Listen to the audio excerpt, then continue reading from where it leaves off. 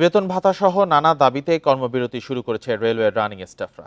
এতে মধ্যরাত থেকে সারা দেশে বন্ধ রয়েছে ট্রেন চলাচল। এ বিষয়ে আরও জানাতে রাজধানীর কমলাপুর রেলওয়ে স্টেশন থেকে যোগ দিয়েছেন সহকর্মী পিয়াস সাহা। পিয়াস, ট্রেন চলাচল বন্ধের ফলে কি ধরনের ভোগান্তিতে পড়েছেন যাত্রীরা? সবাই অবগত কিনা যে ট্রেন চলাচল বন্ধ থাকবে আজকে থেকে? যারা ইতিমধ্যে টিকিট কিনে ফেলেছেন তাদের রিফান্ডের বিষয়ে দায়িত্বশীল কারোর বক্তব্য পাওয়া গেছে কিনা?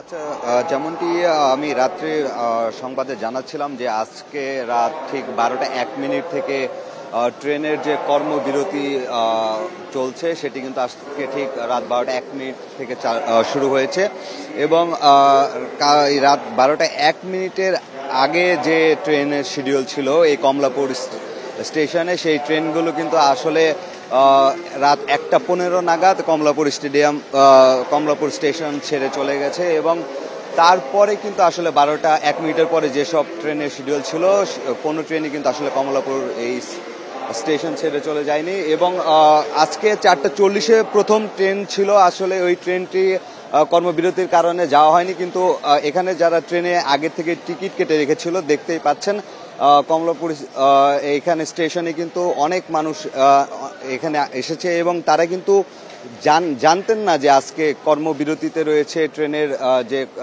কর্মচারীরা রয়েছেন, তারা যে বিভিন্ন দাবি আদায়ের জন্য কর্মবিরতিতে গেছেন। এখানে বেশিরভাগ মানুষই সেটা জানে না। আমি তাদের সাথে এখানে এসে কথা বলেছি, তারা যেটা বলছে যে তারা টিকিট কেটে রেখেছে এবং তাদের ট্রেন যখন ছিল তার 1 ঘন্টা 1.5 ঘন্টা আগে তারা এখানে এসে বিষয়টি জানতে পেরেছেন এবং এখানে এসে তারা যেটি দেখছে যে স্টেশনে আসলে ওইরকম কেউ নেই যে তাদের এই সব কিছুর জবাব দেবে, কিন্তু মাইকে আসলে বলা হচ্ছে, ঘোষণা করা হচ্ছে যে ট্রেনে যারা টিকিট কেটেছে ট্রেন যেটি যাবে না তারা কিন্তু চাইলে কাউন্টার থেকে টিকিটের টাকাটা ফেরত নিতে পারে এবং যারা অনলাইন থেকে টিকিট কেটেছে তারা কিন্তু অনলাইনের মাধ্যমে আসলে টাকাটা ফেরত পাবে। আপনি দেখতে পাচ্ছেন এখানে কমলাপুরে এই স্টেশনে কিন্তু অনেক মানুষই অপেক্ষায় রয়েছে। এখানে প্রথম ট্রেন ছিল আজকে 4টা 40 ভোরে, এরপর 5টা 40 একটা ট্রেন ছিল এবং 6টা 15-তে কক্সবাজার একটি ট্রেন ছিল এবং এখানে শুধু যে দেখতে পাচ্ছেন আইন শৃঙ্খলা বাহিনীও রয়েছে। এখানে সকাল থেকে এত ভিড় ছিল যে এই বিশৃঙ্খলতা যেন না হয়, হঠাৎ করে মানুষ যেন ট্রেন বন্ধ হয়ে গেছে এটা জানতে পেরে কোনো ধরনের বিশৃঙ্খলা করতে না পারে, তাই এখানে কিন্তু আইন শৃঙ্খলা বাহিনী মোতায়েন করা হয়েছে। আমি গতকাল রাত্রে এখানে ছিলাম, রাত্রে কিন্তু আসলে আইন শৃঙ্খলা বাহিনী এখানে ছিল না। সকালে যেহেতু চাপটা বাড়বে সেইটা ভেবেই হয়তো এখানে আইন শৃঙ্খলা বাহিনীকে আনা হয়েছে।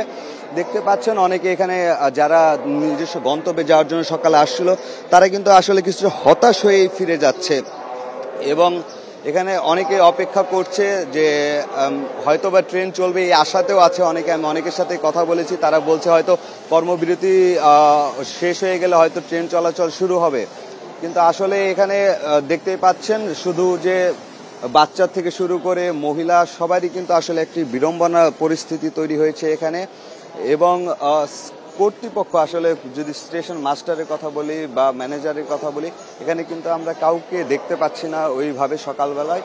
গতকাল রাত্রেই কিন্তু আসলে 1টার দিকে স্টেশন মাস্টারের যে রুম রয়েছে সেখানে তালা ঝুলানো দেখা গেছে এবং সকালবেলাও কিন্তু সেই একই ধরনের অবস্থায় দেখা যাচ্ছে এবং অনেকেই বলছে তারা এটি আসলে তাদের যদি কোনোভাবে জানিয়ে দেওয়া হতো আগের থেকে তাহলে তাদের জন্য জিনিসটা ভালো হতো। অনেকেই বাচ্চা নিয়ে এখানে এসেছেন, অনেকে অনেক ব্যাগ নিয়ে এখানে এসেছেন, সব কিছু মিলিয়ে আসলে একটি বিড়ম্বনায় তৈরি হয়েছে।